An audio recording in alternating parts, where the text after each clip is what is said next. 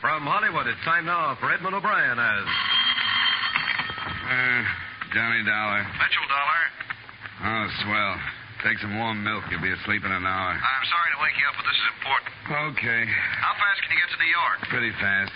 If you let me get out of bed and slip on some clothes, I might make it in a couple of hours. Well, it's 5:30 and get to the New York office by the time it opens. Unless I get a 40-mile tailwind, you're going to be an awful liar. What's this all about? The double indemnity. A man named Farmer burned to death. He has a wife. She gets $100,000 unless... She likes fires. Okay. I'll get out of bed.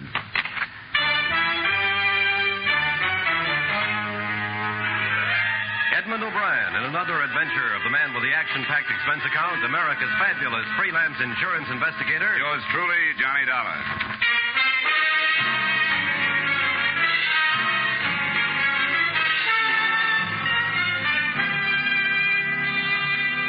Expense account submitted by Special Investigator Johnny Dollar to Home Office, Great Eastern Life Insurance Company, Hartford, Connecticut. The following is an accounting of expenditures during my investigation of the George Farmer matter. Expense account item 1, $5.80 for gas and a cup of coffee between Hartford and your New York office. Oh, come in, Mr. Dollar. Mitchell called me this morning, 5 o'clock, said you'd be here. He called me at 5:30.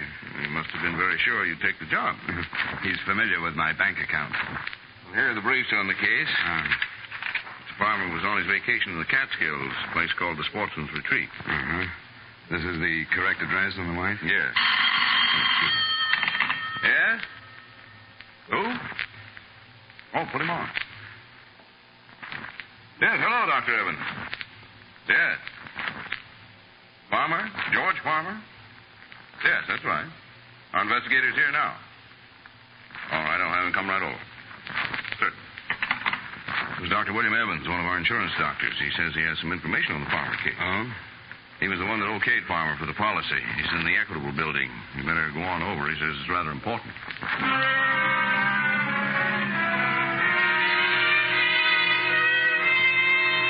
Expense account item 2, $1 for cab fare and tip to the Equitable building. You may ask why I didn't use my car, in which case I may ask if you've ever been absurd enough to wheel your own car through early morning New York traffic. As my cab pulled up at the entrance to the Equitable building, I spotted a large crowd, several police cars, and an ambulance. All right, just keep it back. Okay, you. Where do you think you're going? What happened? Some guy jumped 8th floor. Dr. Evans? I don't know. What makes you think it was this doctor? I haven't had an easy case in 2 years. What did you bet? His name's Evans. Hey, Jake, any identification? Yeah. Some doctor works in the building. Name's Edmond. Be glad you're not a betting man, Sergeant. Wait just a minute, Joe. Sure. Hey, Jake, come here. What is it? This guy knew who the guy was who jumped. Yeah? Knew who it was before he ever saw him. Didn't even know the guy had jumped till I told him. And he just up and bet me it was this Dr. Evans. What's your name? Johnny Dollar. I think you better come up and see a lieutenant. I think I better, too. Jake followed me into the building and took me up to the 8th floor where I met Lieutenant William Briggs, a nice guy who worked for homicide and had done me a few favors in the past. Hi, Dollar. Hello, Bill. You know this guy, Lieutenant? Yeah, why? Where'd you find him? He knew the guy who jumped. I made a guess. Evans called my office on an insurance matter. Who pushed him? What makes you think he was pushed? Why call me, then take an 8-floor dive? I don't know. You got any ideas? Anybody see him jump? A couple of people. They came out of the window feet first. They didn't see anybody give him a hand. Well, let me know if you find anybody who might have, huh? I'd appreciate the information. I'd appreciate some, too.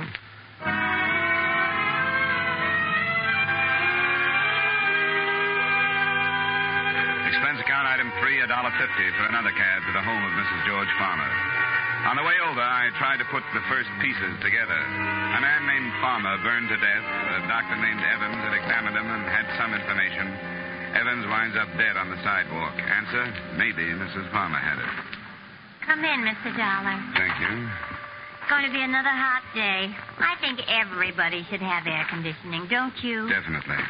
Just make yourself comfortable. Can I get you something cold? Oh, no, thank you. I'd like to ask you some questions, Mrs. Farmer. About my husband's death? Yes. I've already talked to Mr. Arthur from your office, and I've told the police everything I know. Do you know Dr. Evans? Dr. Evans? No. No, I don't know any Dr. Evans. Your husband never mentioned him. No. What's he got to do with my husband? He examined him for his policy. Do you know who sold your husband this policy? I thought you were from the company. Late hunch. Thought you might save me the trouble of checking.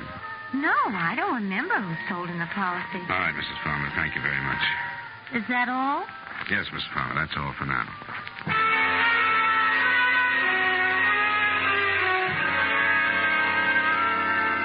Expense account item 4, $1.15 for another cab back to the offices of Great Eastern Insurance. But I looked up the name of the agent who sold Palmer his policy. He was Martin Ames, and he lived on the east side.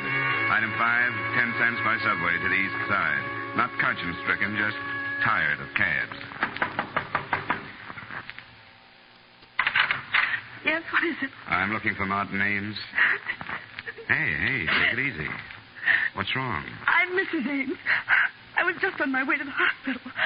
Martin's been in an automobile accident.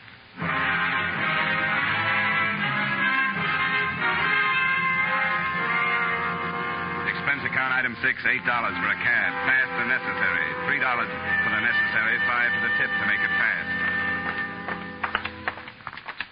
Nurse? Yes? I'm Mrs. Ames. I was told my husband... Oh, yes, Mrs. Ames, if you'll just have a seat. Who's in charge of the case? Dr. Gerson, I'll call him. But I want to see my husband. Can't I see him? You'll have to see Dr. Gerson first. But I want to know how serious it is. I should be with my husband if it's If serious. you'll just be patient for a moment, I'll get Dr. Tully. Come on, Mrs. Ames. Let's sit down over here. Come on. Now, just try and take it easy. Everything's going to be all right, believe me. Dr. Gerson, third floor reception. Dr. Gerson, third floor reception, please. Hello, darling. Ah, hello, Bill. Dr. Gerson. No, this is Lieutenant Briggs, Mrs. Ames. Police officer. Just a friend. Nothing about my No, husband. Dr. Gerson's the man you want to see. Can I talk with you, darling? Yeah, sure. Excuse me, Mrs. Ames. Yes, of course. You'll be all right? I'll be all right. Okay, Lieutenant. This is far enough. About her husband? Yeah. Died 5 minutes ago. Accident? No, hit and run. Before he died, he told us a car ran him off the road. He went down a 20-foot embankment and right into a cement retaining wall. Wall stopped him from going any further, but it broke his neck. Any lead on the other car? No, lonely stretch of road. No one else saw it, and it happened too fast for Ames to see much. One of your company salesmen, wasn't he? Yeah. Oh, there's Dr. Gerson. I don't envy him.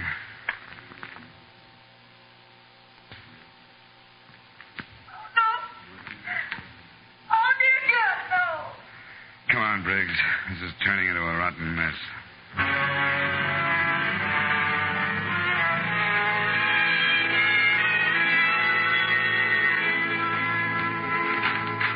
Yes? Oh, Good afternoon, Mrs. Palmer. Lieutenant Briggs. more questions? Afraid so. Come in. Sit down. Thank you. Mrs. Farmer, 2 men have been killed today. Both of them knew your husband. What are you getting at, Lieutenant? I'm not sure. Where were you at the time of your husband's death? Right here. Right in this apartment. Why didn't you go with him to the Catskills? 'Cause I didn't feel like it this year. He's been going to Catskills every year for the past 15 years, and I was getting tired of it. Are you trying to imply that my husband's death was not an accident? We're just trying to find out why 2 men were killed. Well, what have these 2 men got to do with my husband? Who are they? One was the doctor I mentioned this morning. I told you I never heard of him. The other was the insurance man who sold your husband this policy.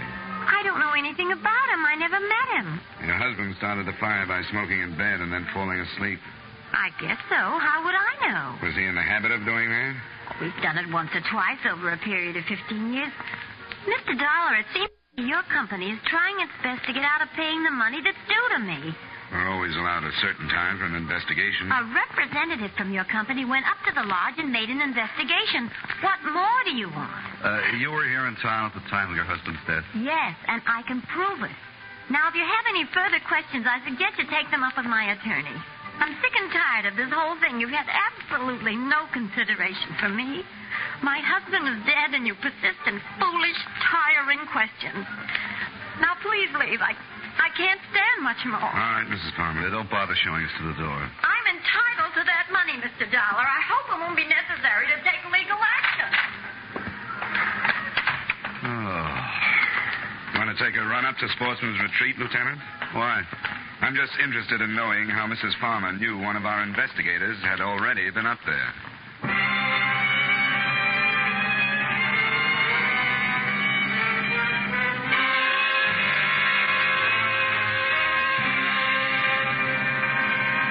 We will return you to the second act of yours truly, Johnny Dollar, in just a moment. A brilliant orchestra leader and a rising young singing star will be found at CBS, the Star's Address, starting tomorrow. Guy Lombardo and his famous orchestra are taking the place of Jack Benny, and Mario Lanza, the sensational tenor of records and films, will be heard on most of these same stations in place of Edgar Bergen and Charlie McCarthy. Be listening for their programs every Sunday, won't you? Now, with our star Edmond O'Brien, we return you to the second act of yours truly, Johnny Dollar.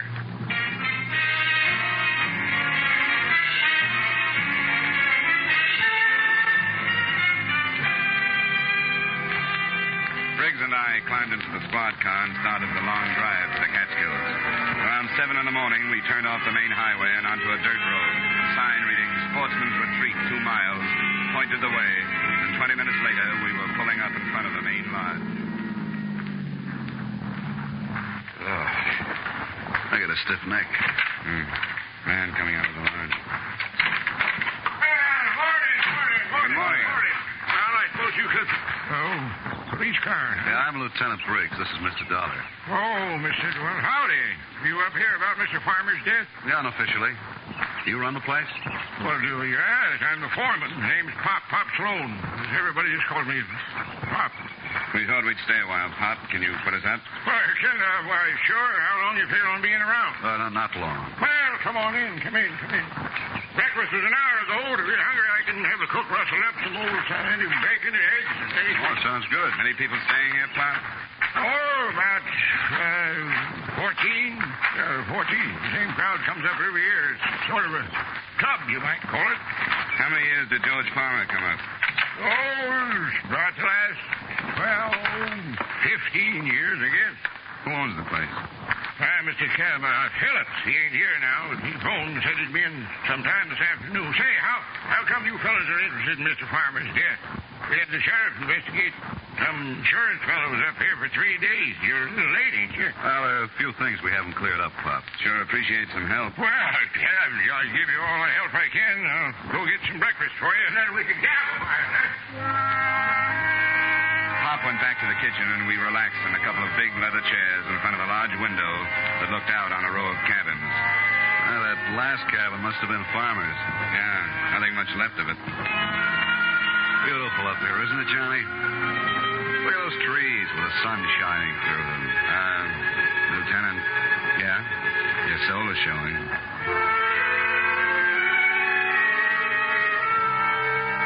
It was beautiful, all right. The cabin stood in a clearing, fronted by well-kept paths and backed by tall trees. Pop came in with enough bacon and eggs to feed a platoon of tapeworms, and we talked. Hey, where is everybody, Pop? Oh, out fishing. Get up about 4:30 around here. Many of the men bring their wives? Bring their wives? Well, some of them. The farmer used to bring his up every year. He was the most beautiful, fine-looking woman, Mrs. Farmer. Didn't come up this year, though. Too bad, too. Oh, really? Why?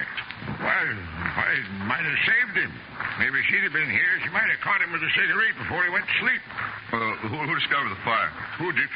Well, we all saw it, but it was too late. The time we got there, the whole place was burning. By the time we got the hoses going, there wasn't much left. You say you all saw it? Where were you? Where was we? Why, it was up the Willow Peak, cooking out. It's about 3 miles from camp. See it right from here. You see it, that tall peak there to the left. No, to the left. There's those trees. Yeah. How come Farmer didn't go along? Oh, he never went on many hikes. He had trouble with his legs. Anyone stay here in the camp besides Farmer? No, everybody was up at Willow Peak. Who examined the body? Well, Doc Combs from Evanston come up and looked at the body. Where is Evanston? Well, Evanston is about 50 miles east. But if you want to talk to the doc, you'll have to wait until he comes in from fishing. He's up here now? Yeah, he come up last night. He's going to stay a week with the fishing. Huh? Well, good morning, Mr. Phillips. Didn't you expect you this afternoon? This is Mr. Phillips, the owner. How are you? Hello. More police police fellows, Mr. Phillips. Oh, about Mr. Farmer's death? Johnny Dollar. Yeah, I'm an insurance investigator. This is Lieutenant Briggs. He's the policeman. Why, I thought you both... I've got some bags in the car, Pop. Would you get them, please? Would you get... Well, yeah, sure. We just wanted to ask a couple of questions, Mr. Phillips. Well, I thought the authorities were satisfied. Where were you when the accident occurred, Mr. Phillips? Well, I was on my way here from the city. I arrived about an hour later. You live in the city? I have a house there. I divide my time between there and the lot. Now, tell us something about Farmer, Mr. Phillips. What kind of a man was he? You fellas, want any more breakfast? No, thanks, Farm. Go ahead, Mr. Phillips. Well, there really isn't much to tell. Farmer was a nice sort of guy, quiet. Do you have any trouble with him smoking in bed before? Several times. Nearly started a fire 2 years ago. Wouldn't that make you watch him a little more closely? His wife came up with him every year, but this one, she was usually near enough to prevent any trouble. Isn't your company satisfied, Mr. Dollar? Routine. How long did Farmer usually stay here? Oh, a week, 10 days. However long his vacation lasted. He was in the advertising business, wasn't he? Yeah, I believe so. How much did it cost him to come up here every year? Oh, anywhere from $200 to $300. He was tight as the devil, known for it. This was the only luxury he allowed himself. He'd tell everyone he'd save all year just to come up here and relax for a week. Lieutenant, Mr. Dollar, here comes Doc Holmes. What's the kind of limit? You interested in talking to the doctor? Yeah, Pop tells us he was the one who examined the body. Yeah, what'd you get, Doc? Hi, Pop. Got my limit. Well, good for you. Come on over here. After a fellow, I want to talk to you. Well, how are you, Phil? Pop said you weren't due in until this afternoon. I'm fine, Doc. This is Lieutenant Briggs and Mr. Dollar. How are you, Doctor? Police? The other's an insurance investigator. I want to ask you a few questions. Clear up a few things about George Farmer getting burned to death. All right. Thanks, Pop. Well, I will. Hey, How about having a cook clean up those fish, Pop? The fit? Well, all right, sure. I don't think I could tell you much more than I've already told the sheriff. Did you know George Farmer prior to his death? Yes. Over a period of 10 years. Did you identify the body? Well, not at first. It was pretty badly burned. Not at first? Well, how were you able to identify it later? Well, when they told me that George had a broken wrist, I found the broken section of bone and identified it. Broken wrist? Yes, Mr. Dollar. When George arrived, his lower arm was in a cast. He told us that he'd broken his wrist the week before. What day did he arrive? Tuesday of last week. Which wrist was broken? The right one. Would you say he could move his fingers well enough to write?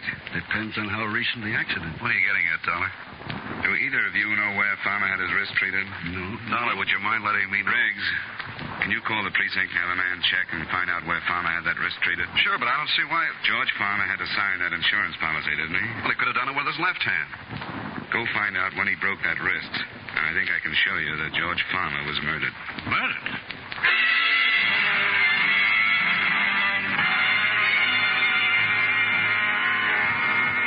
We all waited while Briggs put in a call to his precinct and sent a man out to check on where George Farmer had his wrist treated. Around noon, the call came in. George Farmer broke his wrist on the 26th of last month. That tears it. Was treated at the Olive Hospital. 3 weeks ago. Stayed one night at the hospital and went home. What date did he arrive here, Mr. Phillips? About the 4th. 2 weeks after the accident. He died on the 11th. That's right. Been here about a week. Dollar, would you mind telling me just what you're driving at? The insurance policy went into effect the 22nd of last month. The first claim on George Farmer's policy was the double indemnity clause, not an accident claim for a broken wrist. Come on, Briggs. Let's go back to town. Talk to Mrs. Farmer.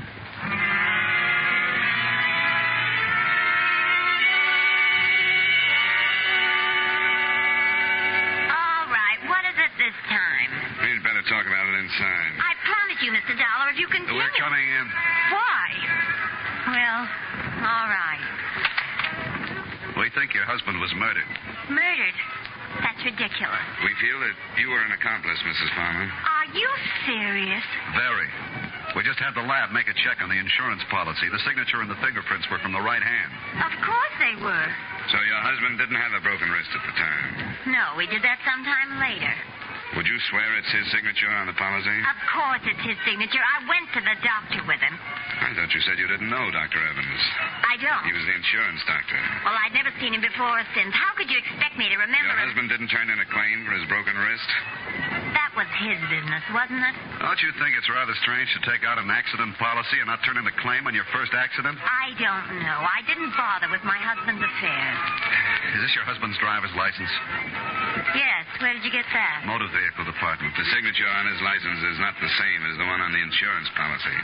What do you mean? He means that the signature on the policy is a very clever forgery. Who forged it, Mrs. Farmer? I don't know what you're talking about. Who went to that doctor's office representing your husband? No one. Why in the world would anyone do that? Why would someone represent my husband? For a $100,000 insurance claim. That's awful. Get out of here. That's not true. I'll sue you for saying that. Your husband wouldn't take out a large policy on himself, so with someone's help, you took one out for him and planned his death. Who was in on it with you? Who killed your husband up at the lodge? Get out! Get out! It had to be someone at the lodge who knew what cabin he was in. No! The insurance salesman and the doctor were both killed because they could identify the man who took out the policy as not being your husband. No! Your husband was going to take this trip, so you planned his death and stayed home for an alibi. A man killed the doctor and the insurance agent. Someone strong enough to run a car off the road and lift an unconscious man out of a window feet first. Who killed him, Mrs. Farmer? I did. Bill! Good evening, Mr. Phillips. Why did you come out? Why didn't you stay in the other room? They'd have worn you down sooner or later. The car's in the back. Hurry up. You did some fast driving. Left the lodge right after you did. Go on, Lona. All right. Stay right where you are, Mrs. Farmer. I don't think you're in any position to be giving orders, Lieutenant. Sure he is. We expected you. Told you where we were going, gave you enough time to get here. And what are you going to do about it? Take you. Bill! Forgetting my gun. You're forgetting ours. Think you can shoot both of us before we get them out? I can try. Then try. Bill, no! Get out of the way!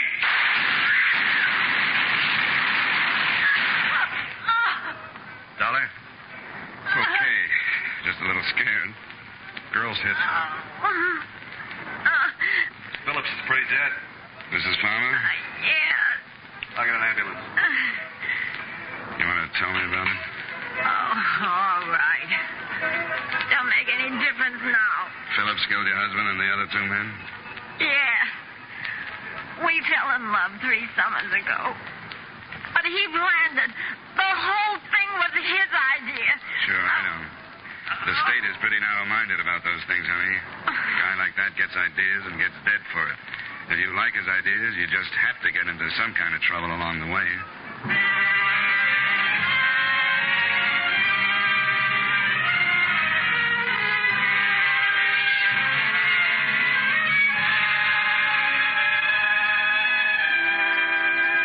Expense account item 6, $11. Dinner for 2. The good Lieutenant Briggs deserved all the Stroganoff he ate. Item 7, $5.10 for gas back to Hartford. Expense account total, $33.65. Remarks? Mrs. Farmer will probably get second degree for complicity. Great Eastern can cancel payment in accordance with the specifications set forth in said policy. Additional item, 12 hours good solid sleep for yours truly, Johnny Dollar.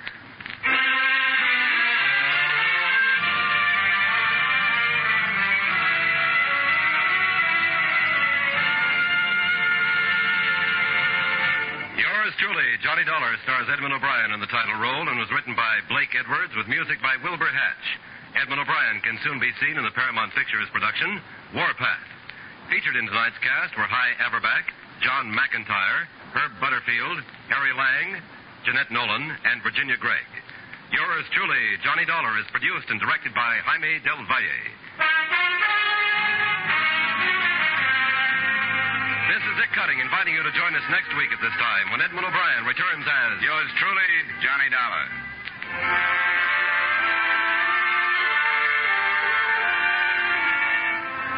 It's the case of the uninvited guest that'll bring you true police adventures on Gangbusters this evening. Your narrator will be San Francisco's police chief. Gangbusters is heard every Saturday on most of these same CBS stations. Stay tuned now for 5 minutes of the latest news, which follows immediately over most of these same CBS stations.